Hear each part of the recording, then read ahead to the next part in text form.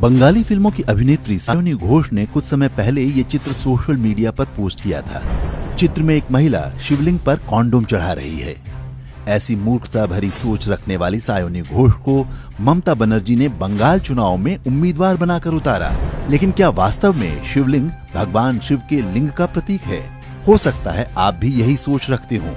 लंबे समय से ये बात लोगों के मन में बिठाई जाती रही है। कई हिंदू भी इसे सच मानने लगे हैं, जबकि ऐसा बिल्कुल नहीं है।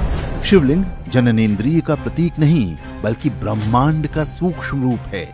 हिंदू धर्म में शिवलिंग को संसार की उत्पत्ति का आधार कहा गया है। हिंदी में लिंग का अर्थ जननेंद्रिय होता है। इसी आधार पर स्त्रीलिंग और पुल्लिंग जैसे शब्द बने हैं। संस्कृत में जननेंद्रिय को शिश्न कहा जाता है, लिंग नहीं।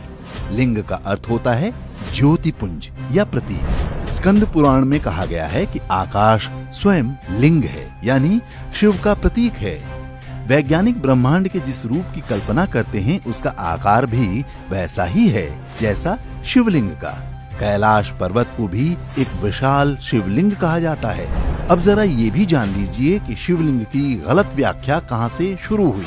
19वीं शताब्दी में अंग्रेजों ने वेदों समेत हिंदुओं के कई धर्म ग्रंथों का अनुवाद कराया। इनमें लिंग की जो व्याख्या दी गई थी वह अंग्रेजों के समझ से परे थी।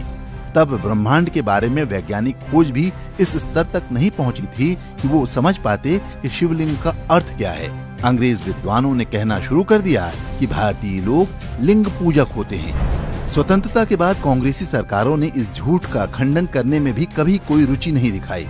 स्कूली किताबों में भी यही पढ़ाया जाने लगा कि शिवलिंग पुरुष के लिंग और स्त्री की योनि का प्रतीक है। धीरे धीरे लोगों ने इस झूठ को सच मानना भी शुरू कर दिया। लेकिन जैसे जैसे आधुनिक विज्ञान को ब्रह्मांड के बारे में पता चल रहा है, उनको ये भी समझ में आने लगा है कि हजारों वर्ष से हिंदुओं द्वारा पूजित शिवलिंग का वास्तविक अर्थ क्या है।